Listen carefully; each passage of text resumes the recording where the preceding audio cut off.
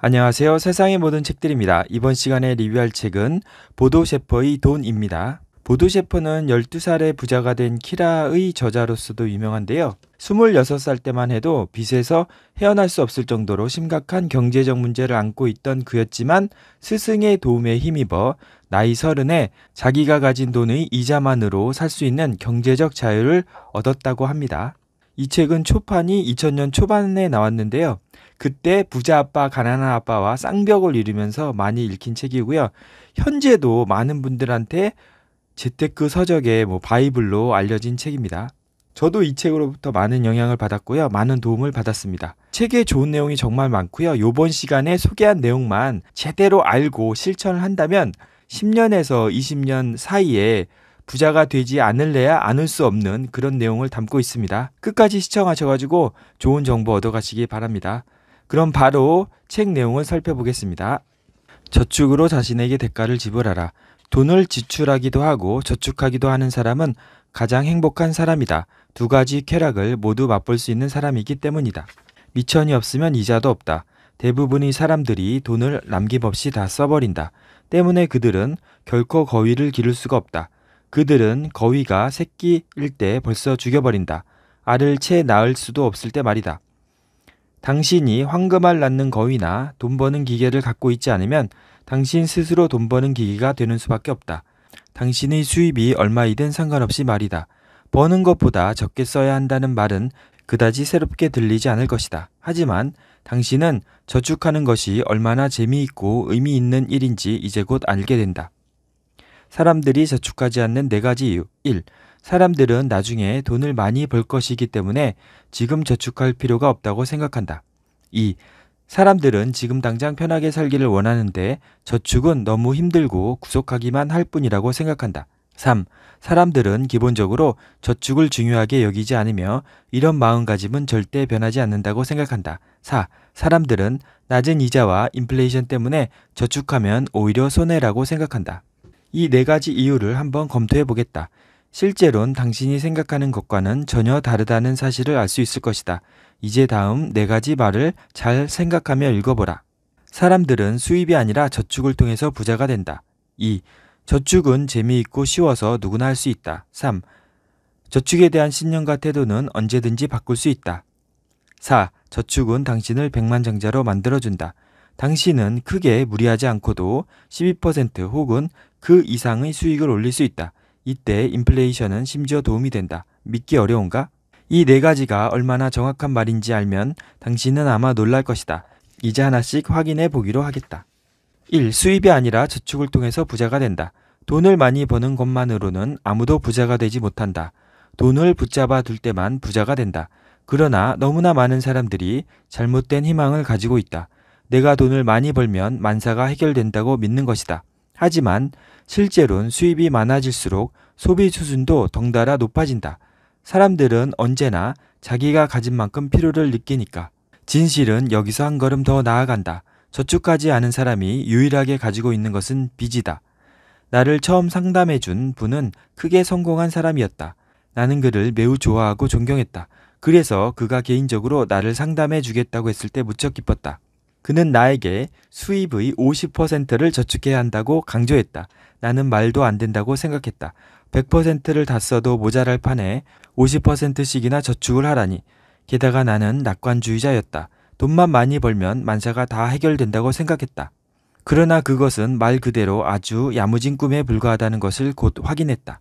우리 자신이 변하지 않으면 아무것도 변하지 않는다. 부자가 저절로 된다고 돈 다루는 법을 바꿀 필요가 없다는 생각은 아주 잘못된 것이다. 그것은 자신의 책임을 회피하는 것에 지나지 않는다. 이때의 생각은 이렇다. 지금 돈 좀 많이 쓴다고 그게 무슨 문제란 말이냐. 나중에 많이 벌면 그것으로 만사 오케이인데. 나중에 돈방석에 앉게 될 텐데 무엇 때문에 지금부터 허리를 졸라맨단 말인가. 그러면 당신이 버는 돈은 당신 스스로 할 수 없는 것을 이루어주는 요술방망이라도 되어야 할 것이다. 당신을 부자로 만들어주는 요술방망이 말이다. 그러나 그런 일은 절대로 발생하지 않는다. 내 말을 믿어라. 그것은 그냥 희망사항으로 끝나버린다. 실제로 당신이 스스로 원하는 만큼을 번다고 해도 당신의 경제적 상황은 달라지지 않을 것이다. 나는 한 달에 3천만 원 이상을 벌면서도 빚더미에 앉은 사람을 수백 명은 좋게 알고 있다. 수입이 왜 경제적 상태를 바꾸지 못할까? 그것은 바로 아무리 수입이 증가해도 두 가지 요소는 변하지 않기 때문이다. 바로 퍼센티지와 당신 자신이다. 그래서 당신이 현재 버는 돈으로 살기 어렵다면 지금보다 2배를 벌어도 살기 어렵기는 마찬가지다. 오늘 당신이 100만 원을 벌어 그중 10%를 저축한다면 저축액은 10만 원이다. 그런데 1000만 원에서 10%, 그러니까 100만 원을 저축하는 것은 훨씬 어렵다. 액수가 커지니까. 그러니까 수입이 적을 때 저축하는 것이 오히려 더 쉬울 수 있다. 100만 원보다 10만 원을 수중에서 떠나보내는 게 덜 가슴 아프니까. 액수가 크면 클수록 퍼센티지는 그만큼 더 무겁게 다가온다. 그러므로 지금 당장 시작해야 한다. 현재 당신 처지가 어떻든 그건 상관없다. 지금보다 저축하기 쉬워지는 일은 앞으로 절대 없기 때문이다. 오늘 당장 버는 돈의 10%를 저축해라. 가능한 한 빨리 시작해라. 당신이 아직 고등학생이나 대학생이어서 부모님과 함께 살고 있다면 더욱 좋다. 언제 또 당신이 지금처럼 쉽게 저축할 수 있겠는가? 지금 아무리 돈 쓸 일이 많다고 해도 부모님한테서 독립하고 난 다음 쓰게 되는 돈에 비하면 아무것도 아니다. 이런 기회는 2번 다시 오지 않는다. 그러므로 지금 당신이 할 수 있는 최대한 저축을 하라. 아무리 돈을 많이 벌어도 돈 쓰는 습관은 바뀌지 않는다. 이건 꼭 필요해서 쓰는 돈이야. 저축을 방해하는 대표적인 생각이다. 자신의 희망을 꼭 필요한 지출로 표장해서는 안 된다. 우리가 말하는 꼭 필요한 지출이란 것은 항상 우리 수입에 따라 늘어난다. 불필요하게 쓴 돈에 대해 꼭 필요했기 때문에 어쩔 수 없었다고 변명하는 것처럼 어리석은 일은 없다. 미국의 투자자 존 템플턴은 19살 때 매달 버는 돈의 50%를 저축하기로 아내와 함께 결심했다. 물론 그렇게 하기 매우 어려웠던 달도 많았다고 한다. 특히 배당금이 아주 형편없을 때 말이다. 그러나 지금 그는 억만장자의 세계에서 가장 인정받고 존경받는 펀드 매니저가 되었다. 오늘날 그는 수입이 너무 적어 50%를 빼내는 것이 거의 불가능했을 때가 자기 인생의 가장 결정적인 순간이었다고 말한다. 유명한 주식 투자가 워렌 버핏은 미국 최고의 갑부이다. 그는 어떻게 그렇게 큰 부자가 되었을까? 저축하고 투자하라. 그리고 또 저축하고 투자하라. 이것이 그의 비결이었다. 워렌 버핏은 신문 배달부로 시작했다. 그리고 저축했다. 그리고 일단 잡은 돈은 단 1달러도 절대 놓지 않았다. 그는 자신을 위해서는 거의 아무것도 사지 않았다. 그가 보기에 쓰라고 있는 돈은 한 푼도 없었고 모두 미래를 위해서 투자할 돈뿐이었다. 그래서 그는 자동차도 없이 살았다. 자동차값 1천만 원 때문이 아니라 이 1천만 원이 20년 뒤에 갖게 될 가치 때문이었다. 혹시 당신은 이런 얘기가 너무 진부하다고 말할지도 모른다. 하지만 이런 얘기가 진부하게 느껴지느냐 아니면 흥미진진하게 느껴지느냐는 순전히 당신이 지닌 신념의 문제라는 사실을 새삼 강조할 필요가 없을 것이다. 당신이 이 1천만 원을 40년 전 워렌 버핏에 투자했다면 지금쯤 그 돈은 전혀 진부하지 않는 800억 원이 되었을 것이다. 성공하는 사람들은 그렇지 않은 대부분의 사람들이 싫어하는 일도 기꺼이 할 준비가 되어 있는 사람들이다. 많은 사람들이 절약하는 것을 좀스럽다고 싫어한다. 그들에게는 현재 편하게 사는 것이 더 중요하기 때문이다. 성공한 창업자들은 모두 부자가 되고 싶어 했다. 일단 목표를 세우고 난 다음엔 모든 것을 이 목표 아래 두었다. 따라서 그들은 돈 많은 사람처럼 행동할 필요가 없었다. 남한테 어떻게 보이느냐가 중요하지 않았던 것이다. 그들은 오로지 미래에 무엇인가 되고 싶어 했으며 이를 위해 절약하고 저축했다. 2. 저축은 재미있고 누구나 쉽게 할 수 있다. 당신이 지금 당장 인생을 즐기고 싶다면 저축을 해라. 단 당신이 지금까지 여러 번 시도했던 그리고 번번이 실패했던 방법으로 하지는 말아라. 많은 사람들은 잘못된 방법으로 저축을 한다. 저축을 너무 힘들게 한다. 그들은 한 달 30일 내내 긴축재정으로 자신을 옭아맨다. 여기서 얼마 아끼고 저기서 무엇을 포기하고 하는 식으로 말이다. 그리고 이렇게 해도 정작 모이는 돈은 얼마 되지 않는다. 아니면 예기치 않게 돈 쓸 일이 생기거나 까맣게 잊고 있던 대금 청구서가 날아온다. 이런 시나리오를 한번 다른 각도에서 바라보자. 그렇게 긴축을 해도 당신은 여전히 누군가에게 돈을 지불하고 있다. 오직 자신한테만 지불하지 않고 말이다. 그러면 자기 자신한테는 언제 돈을 지불할 것인가? 당신 자신은 적어도 당신 삶에서 빵집 주인이나 은행원, 정육점 주인이나 이발사보다 중요한 존재가 아닌가? 당신은 이제 자신에게 돈을 지불해야 한다. 누구보다 자신에게 먼저 말이다. 제안을 하나 하겠다. 자기 자신에게 월급을 지불해라. 매달 수입의 10%를 여러 통장에 나누어 저금해라. 이 10%로 당신은 부자가 된다. 나머지 90%는 다른 사람들에게 지불해라. 아마도 당신은 깜짝 놀랄 것이다. 나머지 90%로 살아가는 것이 100%로 살아가는 것과 똑같이 수월하거나 힘들다는 사실의 말이다. 당신은 10%가 모자란다는 느낌을 전혀 받지 않을 것이다. 현재 묻고 있는 적금이나 보험금을 이 10%에 포함시켜서는 안 된다. 하지만 이 10%는 절대 건드리지 말아라. 이 10%로 당신은 이제 황금알을 낳는 거위를 키우는 것이다. 이 10%로 당신은 더 이상 일할 필요 없이 이자로만 살아갈 수 있을 만큼 큰 돈을 벌게 된다는 것을 이제 곧 보게 될 것이다. 90%로 사는 것은 100%로 사는 것과 아무 차이가 없다. 여기서 핵심은 이 10%는 평생 건드리지 않는 것입니다. 20년, 30년 절대 건드리지 않는 게 핵심입니다. 당신은 분명 지금보다 적게 벌던 시절이 있었을 것이다. 일반적으로 월급은 계속 조금씩이라도 늘어난다. 그리고 그 돈은 이렇게 저렇게 없어진다. 우리 소비 수준은 수입이 느는 것에 비례해 계속 높아지게 마련이다. 이런 상승작용을 막는 방법이 하나 있다. 월급이 오를 때마다 오른 액수의 50%를 거위에게 먹이로 주어라. 당신이 현재 수입으로 살아가는데 익숙해 있다면 오른 액수의 50%를 포기하는 것은 1도 아니다. 이렇게 하면 당신은 매번 실제 인상분이 50%만 오른 월급으로 살아가는 것에 익숙해진다. 그리고 나머지 50%는 거위 통장에 적립해라. 많은 사람들이 자신이 세운 저축계획을 끝까지 지키지 못하는 결정적인 이유는 두 가지이다. 첫째는 너무 크게 계획하기 때문이다. 그렇기 때문에 당신은 단 10%만을 저축해야 하는 것이다. 둘째는 남는 돈을 저축하려 하기 때문이다. 그렇게 되면 저축할 돈은 정말 얼마 되지 않는다. 그러므로 당신은 제일 먼저 저축부터 하고 써라. 3. 저축에 대한 신념과 태도는 언제든지 바꿀 수 있다. 많은 사람들은 저축이라는 문제에 대해 그다지 바람직하지 않은 신념을 갖고 있다. 몇 가지 예를 들어보겠다. 나는 꾸준히 저축할 만큼 의지가 굳은 사람이 아니다. 저축은 능력 없고 한심한 사람들이라 하는 것이다. 나는 내일 당장 굶어도 오늘 쓰고 싶은 만큼 쓴다. 저축은 이런 나를 올가맨다. 그래서 저축할 마음이 전혀 없다.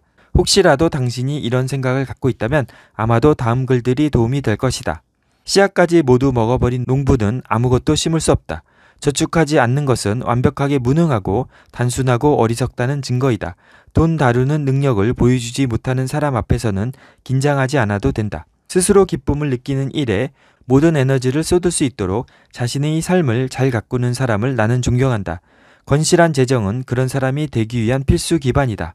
4. 저축이 당신을 백만장자로 만든다. 연 2% 내지 4.5%의 이자 수익만 갖고는 기껏 돈을 저축해서 오히려 더 가난하게 되는 셈이다. 다시 말해서 돈이 이자 수익을 통해서 늘어나는 것보다 더 빠른 속도로 그 가치를 잃는 것이다. 그래서 사람들이 이런 상황에선 투자할 필요가 없다고 말하는 게 무리가 아니다. 물론 투자에도 이런 기본 원칙이 적용된다. 모든 사람이 하는 대로 하면 당신 역시 모든 사람이 갖는 것만 갖게 될 뿐이다. 따라서 일반적인 수익률에 만족하지 말아라. 가장 먼저 해야 할 것은 투자에 대한 충분한 지식을 갖추는 것이다. 1억 원을 어떻게 투자할 것인가? 이제부터 당신은 이자에 이자가 붙는 복리의 위력을 경험하게 될 것이다. 우선 예를 하나 들어보겠다. 당신이 1억 원을 유산으로 물려받았다고 하자. 이 돈을 30년 내내 7% 이자가 나오는 어떤 투자기관에 맡겼다고 했을 때 30년 후 당신이 받게 될 돈은 7억 6,122만 원이다. 반면 당신이 이 돈을 1년에 16%의 수익을 올려주는 곳에 투자하면 같은 기간이 지난 후에 받게 되는 돈은 85억 8,498만 원이나 된다. 그럼 이번에는 당신이 1억 원을 2천만 원씩 나누어 각각 다른 곳에 투자했다 하자. 이 가운데 한 곳에 투자한 돈은 완전히 날리고 두 번째는 거의 수익을 내지 못했다. 그리고 세 번째는 7%, 네 번째는 12%, 다섯 번째는 16%의 수익을 각각 올렸다. 이 경우 다섯 번째 투자에서만 17억 원이 넘는 수익이 생겨 그것만으로도 30년 뒤 손에 쥐는 돈은 7%에 모두 묶어두었을 때의 2배가 훨씬 넘는다. 두 군데 투자가 실패했지만 그래도 총액은 26억 원이 넘는다. 문제는 어떻게 해야 1년에 10, 12, 16 혹은 20%의 수익을 올릴 수 있느냐. 그리고 어떻게 위험을 분산해서 투자액을 완전히 날리지 않으면서 대박을 터뜨릴 가능성을 더 높일 수 있느냐 하는 것이다. 이를 위해 당신은 주식과 펀드에 대한 몇 가지 기본 원칙을 배우게 될 것이다. 9. 이자의 이자가 기적을 부른다. 돈은 자본의 법칙을 알고 지키는 사람을 위해 예비되어 있다. 갖고 있는 돈을 불리는 사람은 부자가 된다. 돈 불리는 법칙을 무시하는 사람은 갖고 있는 돈도 잃어버리게 된다. 문제는 간단하다. 이자의 이자가 만들어내는 기적을 한번 잘 살펴보자. 만약 당신이 이자의 이자가 갖는 위력을 알고 난 뒤에도 이를 활용하지 않는다면 그것은 자본 증식의 법칙을 무시하는 것이라고 할 수밖에 없다. 이렇게 볼 때 가난은 미덕이 아니라 무시의 결과에 지나지 않는다. 우선 돈이 얼마나 무섭게 불어날 수 있는지 몇 가지 예를 들어보자. 새로운 수입원을 창출하라. 저금통장을 하나 만들어라. 그리고 첫 달에 100원을 넣어라. 두 번째 달에는 액수를 2배로 늘려 200원을 저금해라. 이와 동시에 새로운 수입원을 찾기 시작해라. 이 계획이 본격적으로 진행되고 당신이 저금해야 하는 액수가 어느 수준이 되려면 14개월이 필요하다. 이 기간을 잘 이용하여 새로운 수입원을 만들어내라. 16번째 달에는 당신은 327만 6,800원, 17번째 달에는 655만 3,600원, 18번째 달에는 1,310만 7,200원을 저금해야 한다. 도표를 한번 보자. 이게 지금 복리의 효과거든요. 첫 달에 100원, 200원, 400원, 800원, 1,600원 이렇게 쭉 하다 보면 18번째 달에는 1,310만 7,200원 이렇게 기하급수적으로 불어나는 것입니다. 이렇게 하기 위해선 자신의 능력을 최대한 발휘하고 발전시켜야만 한다. 자신의 창의력과 노력을 모두 쏘아 부어야 한다. 쉽지는 않지만 해볼 만한 일이다. 1년 반 만에 당신은 이 계획이 아니었으면 없었을 돈이 2,600만 4,300원이나 생기는 것이다. 이렇게 모은 돈 중에서 600만 원은 그동안의 노력에 대한 대가로 써라. 그리고 나머지 2천만 원은 투자를 해라. 20년이 지나면 12% 이자로 계산해서 거의 2억 원에 가까운 돈이 생긴다. 복리를 통한 자본 증식에는 시간, 이자율, 투자액 이 세 가지 요소만이 중요하다. 주식은 독일에서 1948년 이래로 연평균 12%의 수익률을 보여왔다. 좋은 펀드들 중에는 이를 상회하는 것들도 많다. 연 12% 혹은 20%는 절대 드문 경우가 아니다. 시간, 시작은 빠를수록 좋다는 말을 들어봤을 것이다. 왜 그런지 여기 한 예가 있다. 당신이 매달 20만 원의 돈을 30세부터 저축하기 시작한다고 하자. 이 돈에 12% 이자가 붙으면 65세가 되었을 때 당신은 10억 4,957만 원을 갖게 된다. 이것은 당신이 돈에 35년이라는 시간을 주었기 때문에 가능한 액수이다. 반면 당신이 45세에 처음 시작하면 남는 시간은 20년이 된다. 같은 이자율을 기준으로 똑같은 10억 5천만 원을 65세에 손에 쥐려면 저금액을 무려 6배, 즉 120만 원으로 올려야 한다. 55세에 시작한다면 남은 시간은 10년밖에 없다. 그러면 당신은 10억 5천만 원을 받기 위해 매달 500만 원의 돈을 부어야 한다. 그러니까 10억 5천만 원을 모으기 위해 당신은 35년 동안 매달 20만 원 또는 20년 동안 매달 120만 원 또는 10년 동안 매달 500만 원을 부어야 한다. 그러므로 꼭 명심해라. 일찍 시작할수록 당신이 할 일이 더 수월해진다. 바로 그래서 자녀를 위한 저축이 중요하다. 더 중요한 것은 아이들에게 저축하는 모범을 보여주는 것이다. 아이가 태어난 날부터 5만 원씩 저축하면 이자율 12%를 기준으로 아이가 35살이 되었을 때 2억 6,239만 원이 모인다. 이자율. 시간에 못지않게 중요한 것이 이자율이다. 시간은 돈이다 라는 말이 있다. 이 말은 시간은 돈을 가져다 준다 라고 바꿀 수도 있다. 이제 많은 사람들이 말도 안 된다고 생각하는 높은 이자율을 당신에게 소개하겠다. 독일에선 매년 수천 명의 사람들만이 20%가 넘는 투자 수익을 내고 있다. 이제 다음 수치 비교를 보면 높은 이자가 왜 그리고 얼마나 중요한지 알 수 있다. 7, 12, 15, 21%의 차이는 상상을 초월한다. 당신이 35년 동안 매달 5만 원을 붓는다고 할 때 이자율에 따른 수익의 차이는 얼마나 될까? 7%, 8,336만 원, 12%, 2억 6,239만 원, 15%, 5억 3,912만 원, 21%, 23억 3,580만 원. 예를 들어 당신이 3배의 이자를 받을 때 들어오는 돈은 3배가 아니다. 당신이 실제로 받게 되는 돈은 거의 30배나 된다. 예를 하나 더 들어보자. 당신이 100만 원을 투자했을 때 7, 12, 15, 20%의 이자율에 따라 당신이 30년 뒤에 받게 되는 돈은 얼마나 차이가 날까? 7%, 761만 원. 12%, 2,996만원, 15% 6,621만원, 21% 2억 3,737만원. 잘 생각해보자.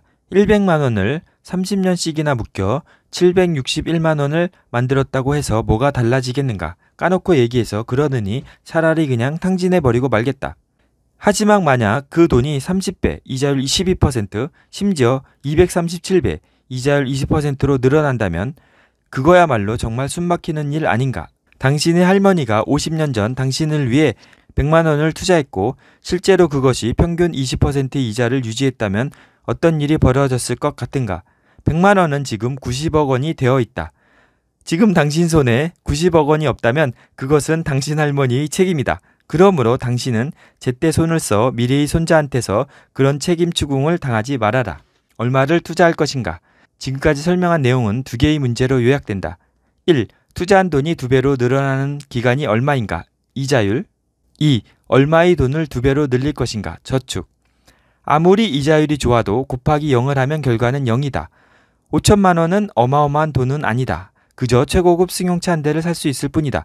그렇게 볼 때 5천만 원은 최종 목표로 삼을 만한 액수가 아니다. 하지만 당신이 이 돈을 제대로 투자하면 20년 뒤에는 5억 원으로 불어난다. 이자율 12%. 바로 그 때문에 현명한 사람들은 저축을 한다. 그들은 당장 눈앞의 5천만 원 대신 그 뒤에 있는 5억 원을 보는 것이다. 자본주의 시대에 들어서야 비로소 누구나 부자가 될 수 있는 길이 열렸다. 헤아릴 수 없이 많은 백만장자와 억만장자들이 자본주의적 경제 상황을 기반으로 탄생했다. 그것은 다름 아닌 투자를 통한 자본 증식의 가능성이었다. 또 자본주의 시대에 들어서야 복리가 그 결정적인 역할을 하기 시작했다. 샘 월튼의 예를 보자. 그는 미국 어느 소도시의 작은 상점 하나를 사들였다. 돈은 장인한테서 빌렸다. 샘 월튼은 자신의 사업을 통해 엄청난 수익을 올리고 수천의 일자리를 창출했다. 그리고 수백만의 사람들이 그의 매장에서 물건을 싸게 구입했다. 그런 그가 큰 부자가 된 것은 당연한 일 아닌가? 한때 미국에서 가장 큰 부자로 평가되기도 한 그였지만 생활은 아주 검소하게 했다. 큰 돈을 번 이후에도 처음 장만했던 집에서 계속 살고 낡고 찌그러진 차를 타고 다녔다. 돈을 빌릴 수 있는 기회는 그에게 축복이었다. 그는 자신이 꿈꾸던 인생을 살았다. 그러면 1975년에 샘 월튼 매장에 투자했던 사람들이 무엇을 얻었는지 한번 살펴보자. 1975년에 4,500만 원을 투자했던 한 투자자는 10년 뒤 16억 원의 수익을 올렸다. 그가 그 돈을 그대로 두었다면 1995년 7월 31일자로 133억 1천만 원의 수익을 올릴 수 있었을 것이다. 4,500만 원을 20년 만에 130억 원으로 만드는 것이 투자와 복리가 만날 때 발휘되는 위력이다. 월마트 사례는 아주 많은 성공담 가운데 하나에 불과하다. 잘 생각해 보아라. 자본주의에는 자본이라는 단어가 들어가 있다. 당신이 자본과 투자를 활용하지 않으면 자본주의는 당신에게 아무 의미가 없는 말장난이 되고 만다. 경제적으로 당신은 석기시대 한가운데 사는 것이다 다름없다. 돈 불리는 법을 아는 사람이 부자가 된다. 전체적으로 자본주의는 많은 사람들이 생활 환경을 개선했다. 자본주의 구조 속에서 가난한 사람들조차도 다른 경제 구조 속에서 사는 사람들만큼 가난하지는 않다. 자본주의 구조 아래서는 다른 많은 사람에게 이득을 가져다 줄 수 있는 사람만이 부자가 된다. 부자가 되려면 사람들이 원하는 상품 또는 서비스를 제공하고 많은 일자리를 창출할 수 있어야 한다. 오늘날처럼 이렇게 많은 기회가 있었던 적은 없다. 그리고 그것은 모두 자본주의가 움직인 결과이다. 11. 투자의 기본 원칙. 이번 장에서는 어떻게 해야 자신이 가진 거위를 살찌우고 그로부터 좋은 수익을 얻어낼 수 있는지 설명하려 한다. 제1부. 성공적인 투자자가 되기 위한 기본 원칙. 이제부터 설명하는 기본 원칙들은 모두 일반적인 상식에 기초한 아주 단순 명료한 것들이다. 여기서 아주 전문적인 투자 방법을 조언하는 것은 이 책이 지닌 의미에 부합하지 않는다. 그것은 경솔한 일일 뿐 아니라 아주 위험한 일이기도 하다. 지금처럼 모든 환경과 상황이 어제 다르고 오늘 다른 시대에는 투자 상품과 가능성 역시 시시각각 변하기 때문이다. 그래서 나는 투자의 기본 원칙들과 거기에 필요한 중요 결정들을 언급하는 것에 내 역할을 제안하려 한다. 많은 투자 상품이 당신을 부자로 만들지만 어떤 것들은 당신을 오히려 가난하게 만들기도 한다. 이런 것들을 구분할 수 없는 사람은 항상 위험을 안고 인생을 살게 된다. 살아남기 위해선 배워야 한다. 경제적으로 자유로워지기 위해선 배워야 한다. 또한 경제적으로 자유로운 상태를 유지하기 위해선 배워야 한다. 배운다는 것은 차이를 알아본다는 것이다. 차이를 볼 수 있을 때 비로소 당신은 현명한 선택을 할 수 있다. 만약 이때 누구나 쉽게 마음에 새겨둘 수 있는 판단 기준 같은 것을 미리 세워둔다면 도움이 될 것이다. 이제 잠시 몇 가지 중요한 것들의 차이가 무엇인지 살펴보려 한다. 이것들을 마음에 잘 새기면 당신은 경지에 대한 안목과 지능을 키울 수 있게 된다. 그렇게 되면 어떤 것이 자신의 계획에 부합하는지 또는 부합하지 않는지를 구분할 수 있기 때문에 판단을 신속하고도 올바르게 할 수 있다. 다음의 차이는 우리가 꼭 알고 있어야 한다. 1. 투자와 투기의 차이. 2. 돈을 묶어두는 것과 돈을 투자하는 것의 차이. 3. 투자의 세 가지 방식 사이의 차이. 4. 평범한 투자자와 전문적인 투자가의 차이. 기본 원칙 1. 자신이 투자하는지 투기를 하는지 직시하라. 오늘날 투자에 대한 기본 원칙 가운데 이것만큼 크게 무시되고 있는 원칙은 없을 것이다. 사람들은 돈을 모으고 그 모은 돈을 어딘가에 넣어둔다. 그러고는 자신을 투자자라고 생각한다. 하지만 사실 그들 가운데 대부분은 그냥 예금자에 머물러 있거나 아니면 투기자가 된다. 그들은 투자자는 아닌 것이다. 전자의 경우는 쉽게 이해가 될 것이다. 돈을 모아서 그 돈을 예금 통장에 집어넣어둔 사람은 실제로 누가 보더라도 투자자라고 할 수 없다.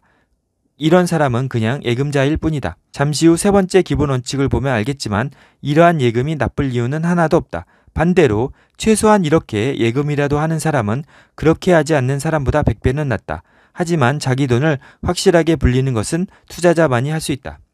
나의 재정 상담인은 투자자는 팔면서 돈을 버는 게 아니라 사면서 돈을 번다 라고 말했다. 뿐만 아니라 투자란 처음부터 고정적인 수익을 보장하는 것이어야 한다. 당신 손에 돈이 들어오지 않는 한 당신은 돈을 어딘가에 보관한 것일 수는 있어도 투자한 것은 아니다. 나의 재정 상담인은 말한다. 모름지기 투자란 투자한 곳으로부터 고정적으로 돈은 뽑아낼 수 있어야 한다. 자기가 산 것을 되팔면서 비로소 돈을 손에 쥐는 사람은 투자자가 아니라 투기자이다. 많은 사람들이 저축을 등한시한다. 그리고 저축을 하는 사람들도 자기 돈을 수익이 나지 않는 곳에 보관만 하는 경우가 많다. 하지만 사실 투기라고 꼭 나쁠 이유는 없다. 앙드레 코스톨라니 역시 투기자였다. 물론 평범한 투기자는 아니고 아주 성공한 투기자였다. 그는 투기를 통해서 아주 큰 부를 축적했고 이것은 본인 스스로 고백한 바이기도 하다. 그런 코스톨라니도 경고한다. 투기를 통해서 고정적으로 돈을 번다는 생각은 아예 하지 말아야 한다. 사람들은 주식으로 큰 돈을 따거나 잃을 수는 있다. 하지만 주식으로 돈을 벌 수는 없다. 그러므로 우리는 말할 수 있다. 투자자는 돈을 번다. 그리고 투기자는 돈을 딸 수 있다. 다시 한번 말한다. 투기가 나쁠 이유는 없다. 하지만 당신이 실제로는 투기를 하면서 투자를 했다고 믿는다면 그것은 낭패다. 당신은 자기 돈을 실제로 어디에 넣어둔 것인지 분명히 알아야 한다. 그리고 애당초 생겨날 수도 없는 고정적인 수입을 기대해선 안 된다. 당신은 투기를 해서 성공할 수 있다. 하지만 실패할 수도 있다. 그런데 대개의 경우 벼락 같은 성공이 다가오든 아니면 폭풍우 같은 실패가 몰려오든 당신은 아무 힘도 영향도 발휘할 수 없다. 그냥 앉아서 남의 처분만 기다릴 수밖에 없다는 얘기다. 누가 뭐래도 주식은 기본적으로 투기다. 내 말을 오해하지 말아라. 나는 여기서 주식과 주식펀드가 나쁘다는 말을 하는 게 아니다. 그 반대다. 우리는 절대로 주식을 소홀히 생각하면 안 된다. 주식에 올인하지 말라. 그렇기 때문에 당신은 투기를 하더라도 당신이 가진 돈의 일부만 걸어야 한다. 최대한 반 이상을 걸어서는 안 된다. 앞일이 어떻게 될지는 아무도 정확히 알 수 없다. 그리고 주식을 되팔지 않는 한 당신이 이 투기를 통해서 기대할 수 있는 수익은 아무것도 없기 때문이다. 만약 당신이 착실한 배당금이 보장되는 주식이나 펀드에 투자한다면 그것으로 당신은 외적 위험 요소를 상당 부분 줄일 수 있다. 배당금은 정기적으로 지불되는 수익금이기 때문이다. 그러므로 순전히 배당금을 목적으로 해서 주식을 산다면 그것을 투자라고 할 수 있다. 그 외에 생각할 수 있는 전통적인 투자법은 기껏해야 두 가지밖에 없다. 하나는 수익형 부동산을 매입하는 것이고 다른 하나는 아예 회사를 하나 만드는 것이다. 만약 당신이 좋은 부동산 물건을 하나 잘 고른다면 처음부터 고정적인 수입이 보장될 것이다. 또 스스로 발전 가능성 있는 회사를 만들면 거기서도 고정적인 수입이 얻어질 것이다. 그래서 여기서는 투자에 대한 개념을 사자마자 현금 흐름이 나오는 것을 투자라고 하거든요. 하지만 주식 투자를 하는 것을 기업과 동업하는 것으로 생각을 한다면 이 개념이 바뀔 수도 있거든요. 주식 투자를 한다는 것을 기업의 지분의 일부를 사서 자신이 동업자가 된다고 생각을 하면 회사에서 일어나는 수익이 자신의 수익이 되는 거잖아요. 그래서 저는 이 주식 투자를 하는 것도 투자라고 강력하게 주장합니다. 투자자는 갖고 있기 위해서 사들인다. 그리고 투자자는 처음부터 돈을 번다. 장사꾼은 가능한 한 좋은 값에 물건을 사서 더 높은 가격에 팔려고 한다. 장사꾼은 언제 사고 언제 팔아야 가장 좋은지 알아야 한다. 반면 투자자는 기업이나 부동산이 지닌 가치 자체를 평가할 줄 알아야 하며 그것들로부터 가능한 수익을 계산해 낼 수 있어야 한다. 그러면 이제 결론은 거의 난 셈이다. 두 가지를 다 할 줄 아는 것이 최상이다. 언제 사고 언제 팔아야 하는지를 아는 것은 물론 그 물건이 지닌 실제 가치와 거기서 얻어낼 수 있는 수익을 계산할 줄도 안다면 더 이상 바랄 것이 없다. 좋은 투자자는 이 두 가지를 다 할 수 있어야 한다. 그래서 좋은 투자자는 투기도 한다. 그것이 투자에 도움이 되는 한에 있어서 그렇다. 물론 시장과 경향을 정확하게 읽고 분석하는 것을 배우면 좋다. 기본 원칙 2. 돈을 묶어두는 것과 투자하는 것을 구분하라. 어떤 방향으로 돈이 흐르는가? 돈이 당신에게 흘러드는가? 아니면 당신으로부터 흘러나가는가? 그러니까 만약에 돈이 당신 주머니로부터 흘러나간다면 그것은 돈을 어딘가에 묶어두는 것이고 당신 주머니로 흘러들어오면 그것은 투자이다.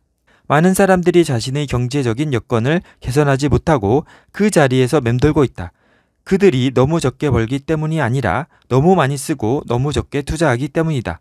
묶어두는 돈이 많으면 많을수록 우리가 투자할 수 있는 돈은 줄어들게 마련이다. 비싼 자동차를 사들이는 것은 돈을 묶어두는 것이다. 돈이 묶이는 것을 그림으로 그리면 다음과 같다. 수입, 은행계좌, 자동차를 사서 돈을 묶어둔다, 소비. 반면 투자는 아주 다른 그림이 그려진다. 당신의 돈이 궁극적으로 당신에게서 멀어져 가면 그것은 돈을 묶어둔 것이다. 반면 투자한 돈은 결국 당신에게로 되돌아와 당신의 수입을 불린다. 수입, 은행계좌, 투자해서 추가 수입이 다시 은행계좌로 들어가는 것입니다. 대출로 집을 사는 것이 과연 투자인가? 우리 집을 하나의 투자로 보았다고 한 것을 기억하는가? 하지만 그것이 집이든 아파트든 우리가 직접 들어가 사는 집은 투자가 될 수 없다. 그것은 집에 돈을 묶어둔 것일 뿐이다. 여러분이 집을 사면 은행에서 대출을 받게 되고 그러면 다달이 은행 이자를 물어야 합니다. 돈이 여러분 주머니에서 계속 흘러나오는 것이죠. 따라서 여러분은 집에 투자를 한 게 아니라 돈을 묶어둔 것입니다. 대출을 상환해도 집은 여전히 짐이다. 하지만 집에 대한 대출금은 언젠가 다 갚게 되면 그 집은 온전히 내 소유가 되는 것 아닌가요? 그렇게 되면 그것은 투자가 되는 것 아닌가요? 그 언젠가라는 게 대개 25년 내지 30년 후다. 그리고 설사 빌린 돈을 다 갚는다 해도 당신 주머니로 돈이 굴러오지는 않는다. 당신이 집을 판 다음에야 비로소 당신은 돈 구경을 할 수 있다. 집은 여러분이 대출을 완전히 상환한 후에도 여전히 짐입니다. 계속해서 고정적으로 돈을 잡아먹기 때문이죠. 세금, 보험료, 수리비 등 집을 유지하려면 돈이 필요합니다. 그러므로 가장 좋은 것은 집을 여러분의 투자 자산으로 계산하지 말고 일종의 사치를 누리기 위한 자산으로 인식하는 것입니다. 나는 지금 집을 사는 것이 나쁘다는 말을 하는 게 아니다. 오히려 그 반대다. 아무리 코딱지만한 집이라도 자기 집에 산다는 것은 우리 삶의 그 무엇과 비교할 수 없는 안정감을 주는 게 사실이다. 사치라면 사치지만 그것은 분명히 의미 있는 사치다. 문제는 집을 언제 사야 하는가이다. 먼저 투자부터 할 것인가 아니면 먼저 돈을 묶어둘 것인가. 당신이 먼저 아무런 투자도 하지 않은 상태에서 집을 사면 당신에겐 투자에 필요한 돈이 얼마 남지 않을 것이다. 반면 당신이 먼저 투자를 하면 투자에서 생기는 추가 수입에 힘입어 좀 더 쉽게 집을 살 수도 있다. 많은 사람들이 자신의 수입이 지금 당장 허용하는 범위 안에서 가장 비싼 집을 산다. 그렇게 되면 아무리 투자를 하고 싶어도 돈이 없어서 할 수 없게 된다. 나의 재정 담당 상담인은 이런 사람들을 가리켜 집 가진 빈곤층이라 불렀다. 그들은 죽어라 일하고 적지 않은 돈을 벌어들인다. 하지만 허리가 휘도록 일해봐야 상당 부분 은행에만 좋은 일을 하는 셈이다. 그들 자신은 자기 집을 위해서 열심히 일한다고 생각하지만 실제로는 은행을 위해 일하는 것이다. 그들이 내는 이자를 은행이 꼬박꼬박 수입으로 챙기기 때문이다. 하지만 가장 절망적인 경우는 따로 있다. 돈을 묶어두는 것과 투자하는 것 사이의 차이를 전혀 인식하지 못하는 경우이다. 기본 원칙 3. 돈을 굴리는데 어떤 방법이 있는지 정확히 파악하라. 당신이 나중에 되찾을 요량으로 돈을 굴리는 방법은 크게 나눠 다음 세 가지 방법밖에 없다. 1. 금전의 가치에 거는 방법. 2. 현물의 가치에 거는 방법. 3. 도박에 거는 방법. 1. 금전의 가치에 거는 방법이란 말 그대로 당신의 돈을 돈으로 보존하는 것이다. 이것은 인플레이션과 세금이 그나마 얼마 되지 않는 수익을 갉아먹는 것이 단점이고 그만큼 안전한 것이 장점이다. 아무튼 이것은 결코 포기해서는 안 되는 투자 방법이다. 2. 현물의 가치에 거는 방법이란 당신의 돈을 가치를 지닌 현물과 맞바꾸는 방법이다. 현물이란 예를 들어 부동산이나 주식, 주식펀드 같은 것들이다. 기업의 지분 참여를 하는 것도 같은 맥락이다. 5. 도박에 거는 방법이란 당신의 돈으로 게임을 하는 것이다. 당신은 절대로 기분 내키는 대로 돈을 굴리거나 투자해서는 안 된다. 당신이 가진 돈 가운데 얼마를 금전에 걸고 또 얼마를 현물에 걸어야 하는지에 대해 스스로 확신이 있어야 한다. 문제는 금전에 거는 게 좋은가 아니면 현물에 거는 게 좋은가 하는 게 아니다. 기본 원칙 4. 현물의 가치는 금전의 가치를 누른다. 현물의 가치는 이미 오래전부터 금전의 가치를 항상 눌러 이겨왔다. 이것은 앞으로도 계속 그럴 것이다. 그 이유는 무엇보다 인플레이션 때문이다. 만약 당신이 일정한 금액을 그냥 돈으로 보존하는 경우 시간이 흐를수록 이 돈의 가치는 인플레이션을 통해 줄어든다. 우리는 똑같은 돈을 갖고 10년 전에 살 수 있었던 것들을 오늘날 더 이상 살 수 없다. 모든 게 비싸졌기 때문이다. 인플레이션이 휩쓸고 지나간 결과이다. 자기 돈을 은행 예금 통장에 넣어두는 사람은 결국 저축해서 가난해지는 사람이 되고 만다. 인플레이션은 모든 것을 비싸게 만들고 결국 당신의 돈을 야금야금 갉아먹는다. 하지만 모든 게 비싸진다면 당신이 갖고 있는 물건 역시 비싸지는 게 당연한 이치다. 당신이 만약 부동산에 투자했다면 그 가치 역시 올랐을 것이다. 주식 역시 마찬가지다. 인플레이션으로 모든 게 비싸지면 현물의 가치 역시 상승한다. 실제로 물가는 매년 4에서 5%씩 상승했다. 당신 돈은 18년이 지날 때마다 그 가치가 반토막이 난다는 얘기다. 하지만 동시에 그것은 당신이 갖고 있는 현물의 가치는 평균적으로 18년마다 2배가 된다는 뜻이기도 하다. 요약하면 이렇게 말할 수 있다.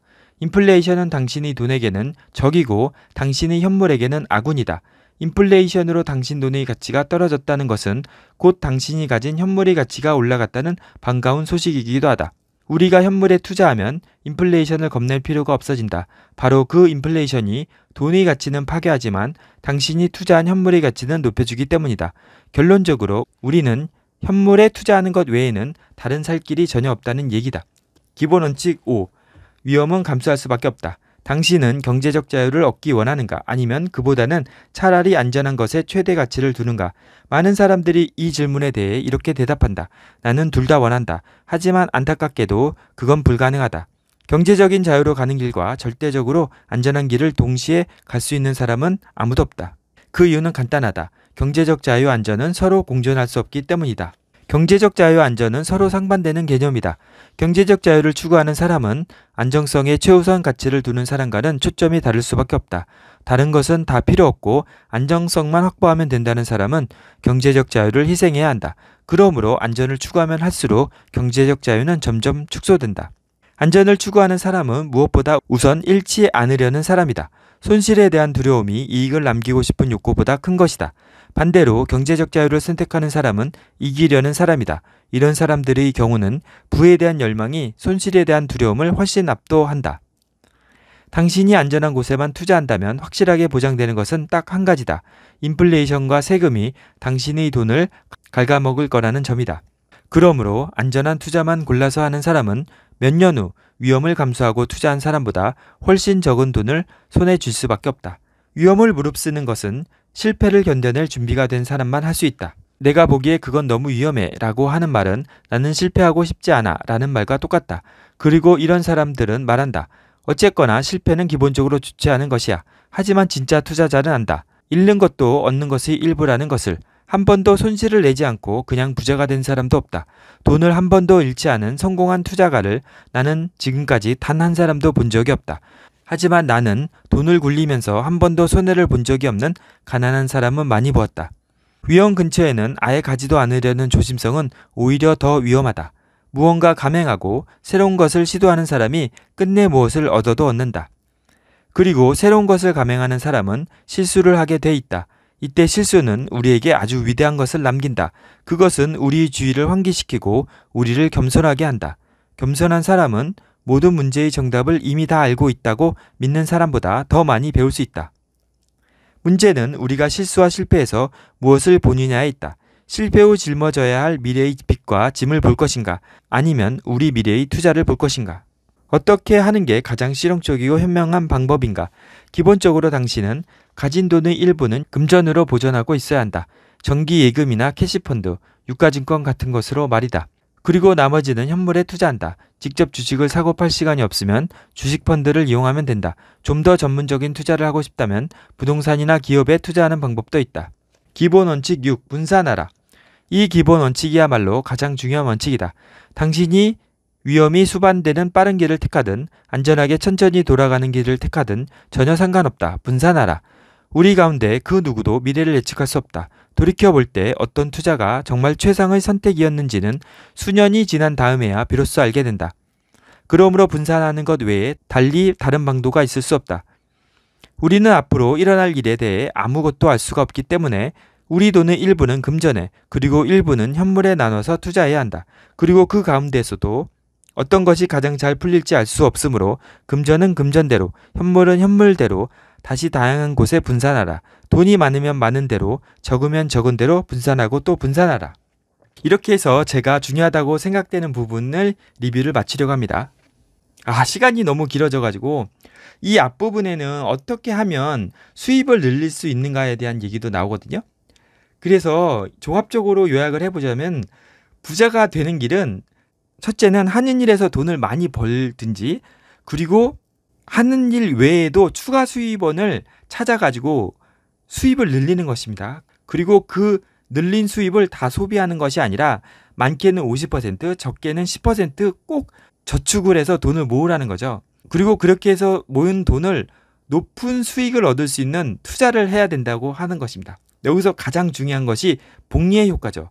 그래서 복리의 효과를 볼 수 있는 투자를 해야 되는 것이고, 그러기 위해서는 기간이 중요한데 10년, 20년, 30년이 지나야 복리의 효과가 기하급수적으로 일어나기 때문에 복리의 효과를 누리기 위해서는 하루라도 빨리 투자를 시작해야 하는 것입니다.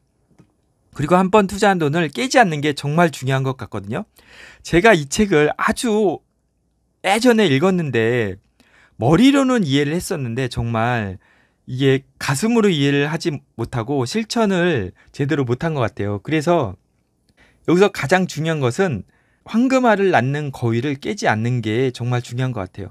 우리가 보통 주식 투자를 하더라도 한 종목 샀다가 오르면은 팔고 그 돈을 재투자를 안 하잖아요. 그 돈을 가지고 돈을 벌었으니까 보통 수익금을 쓰거든요. 그리고 나머지 돈으로 또 다시 투자를 하고 이제 돈을 벌면 기분 좋다 하고 또 번 돈을 쓰고, 이거는 투자가 아니고 진짜 여기서 말하는 투기거든요. 이 돈을 번 수익을 그대로 재투자를 하는 게 투자의 핵심인 것 같습니다. 이렇게 하면은 돈을 벌지 않을 수 없을 거라고 저는 생각하고 있습니다. 그리고 이때 15%, 20%의 수익률을 꾸준히 올리는 게 중요한데요. 그럼 사람들은 도대체 그 수익을 어떻게 올리냐고 그렇게 얘기를 많이 하시잖아요. 그게 정말 어렵고요. 그래서 제 영상들을 찾아보시면 주식 투자로 수익률을 올리는 법, 그리고 부동산에 관련된 내용들도 있거든요.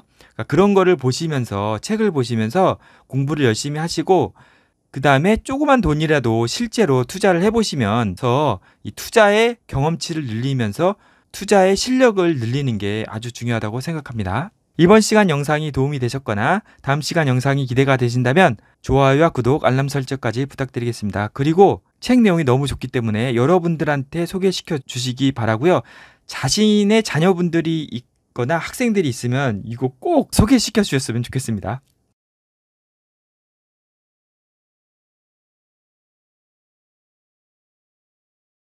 긴 시간 동안 시청해 주셔서 감사하고요. 다음 시간에 좀 더 좋은 영상으로 찾아뵙겠습니다. 감사합니다.